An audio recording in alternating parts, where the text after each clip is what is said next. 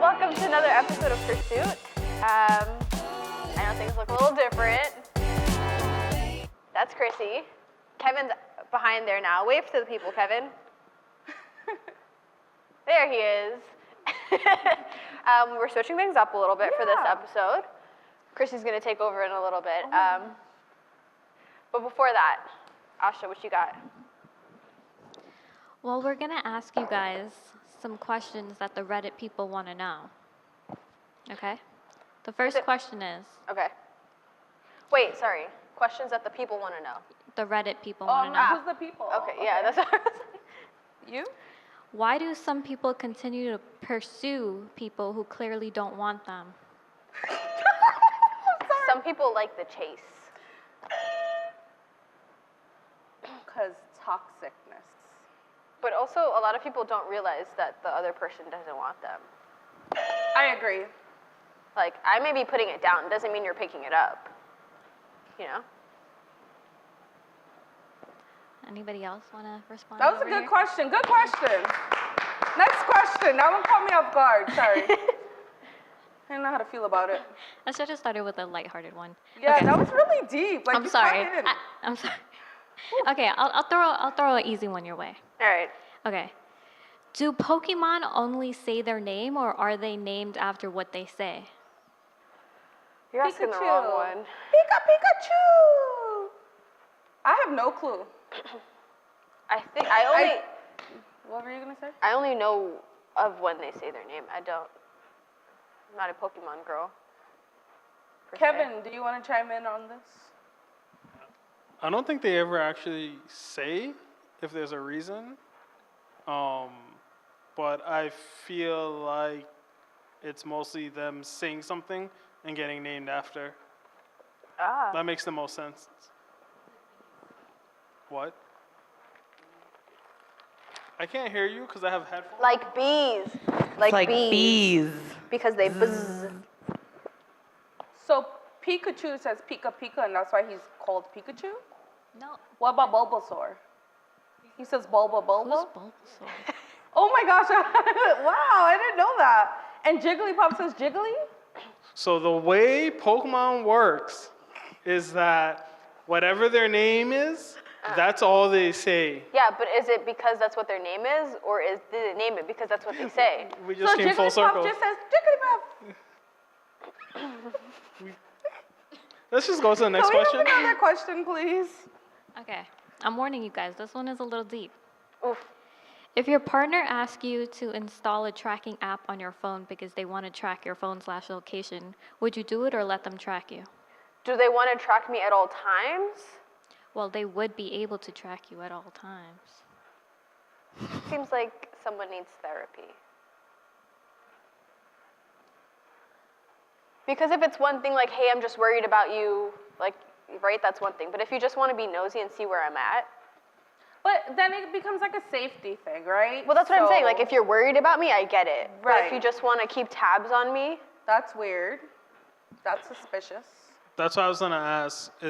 How is that different from like sharing the Find My Phone Because I'm choosing with when friends? to do it. Okay. This is your partner asking you. Right? So, like, if we have open communication, you're going to know where I'm at regardless. Now, do you have trust issues is the That's second exactly. question. I'd probably give it,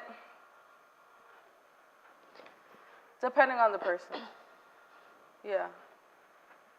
Okay.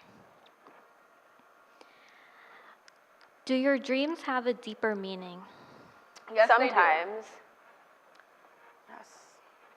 So when a Kuli person says that if you dream fish, it means someone's pregnant. Is that real? Or, like, if you dream of, like, your teeth falling out, it means someone's going to die. Absolutely, yeah. I don't know, but sometimes I just have weird dreams where it's, like, a continuation of the day. I'm sorry, I'm stuck on like dreaming fish. Can you put that like on the bottom, what Asha says? Sometimes the dream actually is like a forewarning for me. Sometimes like it's like a warning or it's something I should be praying about. And sometimes I dream of like nonsense. Yeah. And it's like, wow, what did I eat before I went to sleep or what was I watching? So. Like my coworker, sometimes she'll take us through her dreams and it'll just be like an action movie. where it's like she was rescuing someone and then she ended up driving like this big Jeep and told everyone to get in, and then she was driving and then she got blown up. Like. And that could probably happen, but we don't know that. We have to wait it out. No, because she was in Saudi Arabia in the dream. We have to play the long game on that. How did she get there? We don't know. Maybe she'll do that next week. I don't know. But, yeah. Okay. If you won the lottery, what would your today look like in 5 years? I wouldn't let anyone know. Right? Like, just live regularly, but you can spend that little extra. Like, you know the meme where it was like the cup noodles with the lobster tail hanging out? That would be it, basically. Like, I'm not going to tell you I won the lottery, but you'll notice, like, I'm living a little lavishly. All right, so we know if she's like eating cup noodles with a lobster tail in it, she's living good. I'm just gonna disappear. Like, you guys won't see me ever again. That's it, I'm gone. Well, okay. You wouldn't even be able to track him. Nothing. Yeah, can you share your locations? I would take out my ties. Communication, you won't need to track I would take out my ties. But you said you would disappear, and so are then you still just texting us, or show. like you're throwing your phone in? Okay. New phone. He'll just send a TikTok out of nowhere one time. Randomly. Just hit up the group chat, the podcast group chat. So we know he's alive every few weeks. Okay. Last one. If you didn't know your age, how old would you think you'd be? 45. No, my bones are feeling like 85. How old do I think I would be? Oh my goodness. It depends on the day. Yeah. Right now I'm feeling like a good 28. Right. Oh, my age. Right now I'm feeling good like 30. But earlier I was feeling like 20. Because I feel like that's full adult. Yeah. But like when I get home, I'll probably be like 18 again. You know? When I'm home, I'll probably feel like 40. You know, like I'm watching TV before bed. I was gonna say, because I'd be like, I'll just be on YouTube You know, I'm just and like unwinding, think about my life choices right before I go to sleep. I don't do that before I go to sleep. That kind of could affect our dreams, though, Yeah. right? What you think about and what you do, yeah. Oh, yeah. Those are all the questions I have for you today. Were these the answers you expected? No, you guys are entertaining. Just felt like she usually has, like, something more, you know? Wow, she gets on the stage one time. Right? One time she gets on the stage. Right? Cool. Anyways, speaking of someone we would like to hear more from, Right. Sister Christina. It's Sister Christine. Yeah, I was gonna say that just. If you're gonna say it right. Sister Christine, what are we talking about today?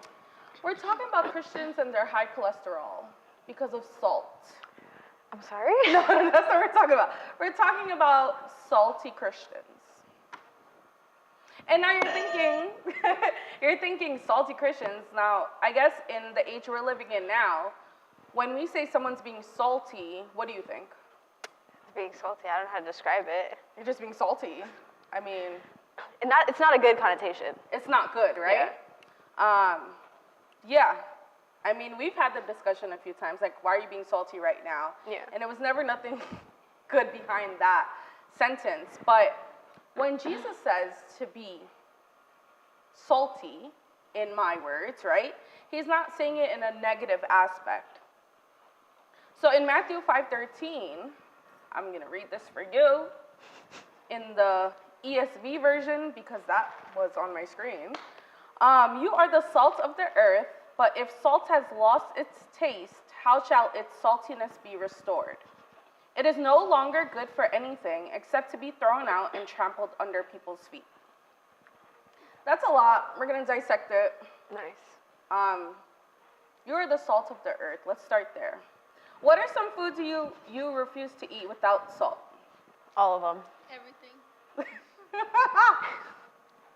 Okay, like there must be some food, like you have to eat salt in everything? Well, I mean, salt is put in most things. Right. Even like baked like sweets. So it adds flavor, right? Yeah, it balances I mean, like, it out and stuff.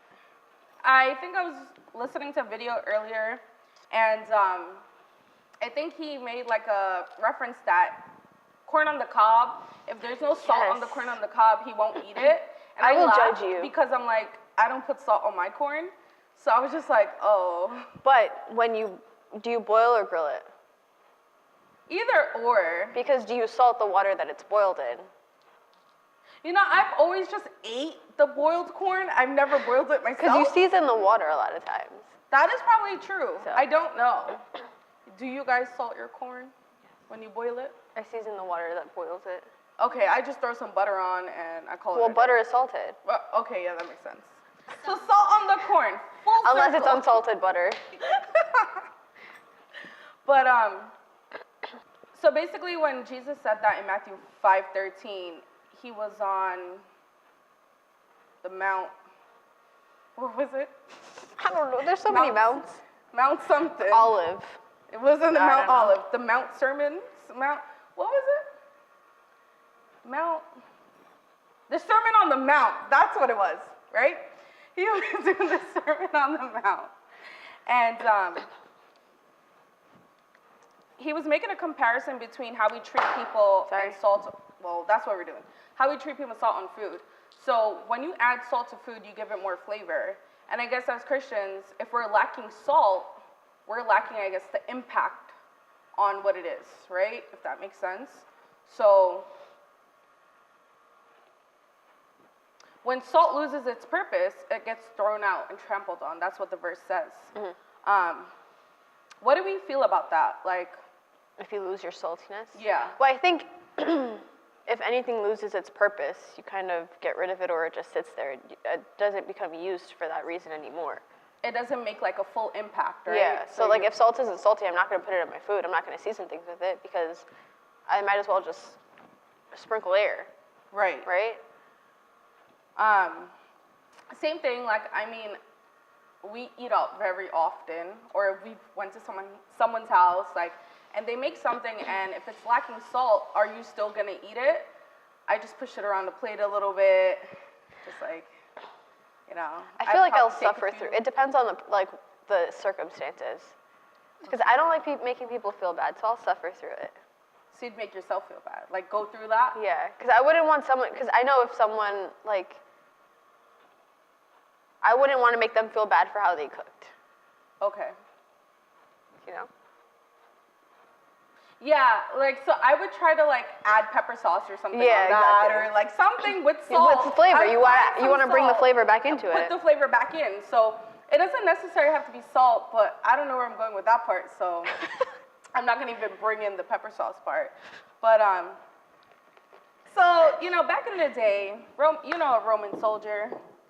I know you know Roman soldiers. I know Roman soldiers very well. I was one. But beyond that, yes, they could force you to do anything back then within reason, or without reason. Without reason, I should say. Yeah. And Matthew 5:41 says, "And if anyone forces you to go 1 mile, go with him 2 miles."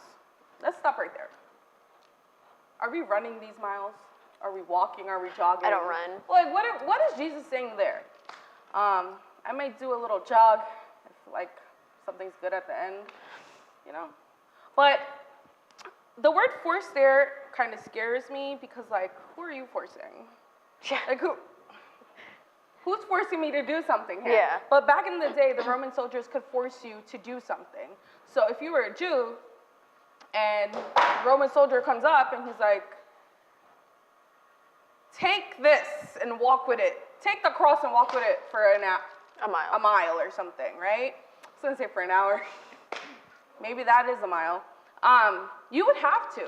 But the thing is, you do it for that 1 mile and that's it. That's and what all God you're is saying obligated here, to do. go with him 2 miles. Go the extra effort. Do the extra effort there.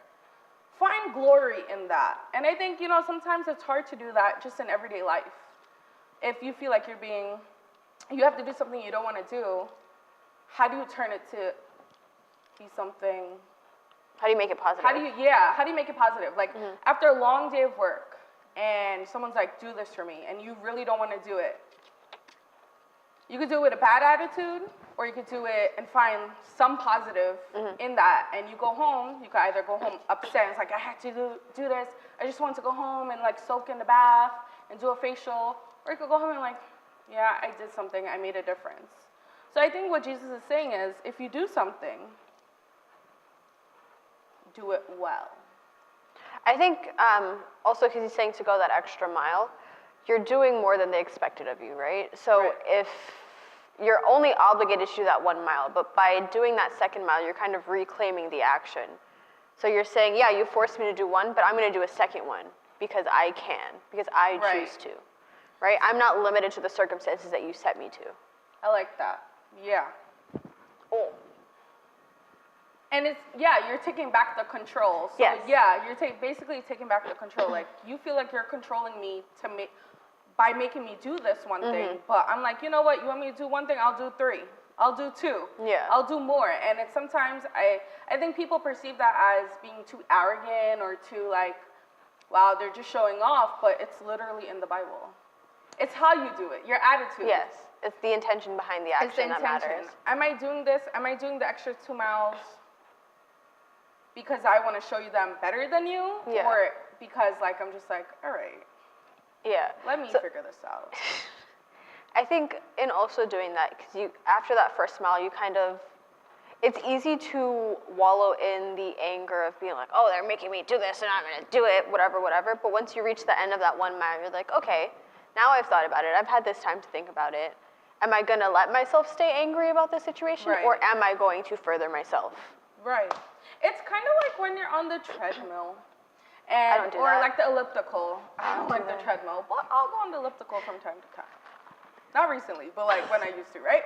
And I'd be like, all right, we got to do this 1 mile, and halfway through the mile, I'm like, I don't know if I could do it, but once I see that 1 mile goal and I hit it, I'm like, you know what? I could do an extra 15 minutes. I could do an extra 30 minutes. And then next thing you know, you've done a few miles and you don't even realize it. I think it was just like that sense of like, wow, I accomplished something. Yep. That I did something else. Okay, so you see the NLT version makes more sense to what I read earlier. It says, if a soldier demands that you carry his gear for a mile, carry it 2 miles. Verse 42 also goes on to say, give to those who ask and don't turn away from those who want to borrow. So, I mean, I think all of us living in New York City, when you go on the street, there's at least someone always asking for at least something, whether it's $1, a drink, a burger, or something. And I think a lot of us, we tend to either extend that hand, or some of us, depending on the day, we try to like not make that eye contact, and you're just like avoiding it. But Jesus says to give to those who ask. So Ariel, can I have $1? I don't walk with cash. I have Venmo. I have Zelle. You know, imagine you can have this lotion you on the road.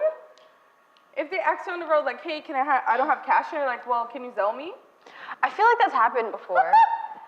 To someone, not to me, but I feel like a friend has told me that's happened to them before. Really? Yeah. Like they pulled out the little square. Like, oh, I have Cash App. Well then, sir. But it's hard to go the extra mile sometimes. It is hard to go the extra mile because after a long day of work, who wants to do anything? Also, like if it's someone that I'm not particularly like fond of. Oh. Well, I was thinking that, but I was gonna say close with. And they asked me to do something that's like very much outside of my way, I'm not gonna want to do it. So then at that point, it's like, do I just say no when I know that I'm fully capable of doing it, or do I just suck it up and do it? I think that's where Jesus judges you the most. I mean, yeah. If you're helping someone you really don't like, right? I think he honors that more than if I'm helping my best friend. Yeah. Why? Why? I don't know if I would say he honors it more. Well, maybe that's not the right wording, but I think. But there's like more power to you. It took me more out of I had to add salt to myself right there. To do something for someone I don't really care for. It's easier to do something I like to do something for someone I like than to do something for someone I don't care for. But I think that's also why it's like called, the extra mile. So like you're you're reclaiming the activity or whatever it is by doing that extra bit. If one of you guys asked me, hey, oh, this lotion smells good, Remy. Thank you for this nutty vanilla. Someone says from this group, hey, can you do something for me? It depends. I may not want to do it. For some of you, I'd be like, yeah, sure. I don't even have to think about it. I think that's why God is also working in us each and every day. And it's in the Bible. Like, we say to people, be kind, do unto others, do all these things, help everyone, but we don't start from ourselves. Yeah, and that's why it's important not to lose your salt, right? Because what is the salt? Be salty. Flavor. Wait, what's your question? I was asking them, what is the salt? What is the salt to you? Okay. I hope he got that on camera. No one? In the situation, what is this? Like, you are the salt of the earth, but what does it mean? Okay, just keep on. All right. There goes that. Anyway, I guess it's just keep it us locked in. and Finny. Yeah, if you lose your salt, you lose your purpose, right? So at some point, you have to find what your purpose is and what it is that you're meant to be doing. Otherwise, you are literally useless. Right, and no one, you'll be like that useless corn that no one wants to eat. Salt. Yeah, because if it doesn't have salt, like no one wants to eat. You just food. said you eat Useless unsalted corn. Other people, my taste palates are different. Very. My taste palates, Lord have mercy. So how do we not lose our salt? How do we remain salty? By going the extra mile. Where do we find the strength to go the extra mile? I think the strength really comes from, and it sounds cliche, but God himself. It's really him. Because, like I said before, it's easy to do something for someone I like. Yep. It's hard to do something for someone you don't really care for, or someone you don't know, so someone on the street, right? So I think knowing God and knowing what he says, he literally tells us these things to do, knowing what he says and just focusing on him, talking to him, like I think prayer comes into it, because I could know what the Bible says, but if I'm not really like interpreting it and putting it in my life, everyday life, and praying or worshiping or something like that, how am I going to do it? Yeah. So, yes, God says, be salt, right? Be the light. But how? I feel like it's also, going that extra mile is also like a form of worship, because you're putting the action or whatever it is back to him. You're reclaiming what it is. So I'm not doing this because you told me to do it. I'm doing it because I know it's the better thing to do. It's the right thing to do. Right. Yeah, and that's how he gets the glory. So when we're doing the extra mile, the glory doesn't come to us. When we're doing the extra mile, it's going to him. And it should always go to him, no matter what situation you're in. Yep. We do all things for the glory of God. Once you start doing it to get your glory, your salt immediately goes away. So now your salt is tasteless. You may have salt, but it's just... You're just salty at that You're point. lightly salted. Kind of like lightly salted chips, but it's not the same. It's not the same. I'm going to eat chips, I want full salt. Right? Full Like fat, the full Chipotle salt. chips. They're so salty. I've had really good ones lately. Really? I took pictures of them. The Chipotle chips that I had, so salty. But yeah, it's because they're extra salty that makes it good for the salsa, right? For whatever it is that you're dipping it into. If it wasn't, I wouldn't be eating it. So when Jesus says, and I want to quote him correctly on this one. Please. Matthew 5:13, if you forgot. You are the salt of the earth, but what good is salt if it has lost its flavor? Can you make it salty again? It will be thrown out and trampled underfoot as worthless. When he says you are the salt of the earth, he's not saying what we think being salty is in 2023. He's saying be that Be light. the flavor, the light. Be that flavor of light. You said flavor of light? Both flavor and light. Oh, yeah. Be that. Spread the love. Season the world around you. See, right? Season the world around you. Be salty. Thank you.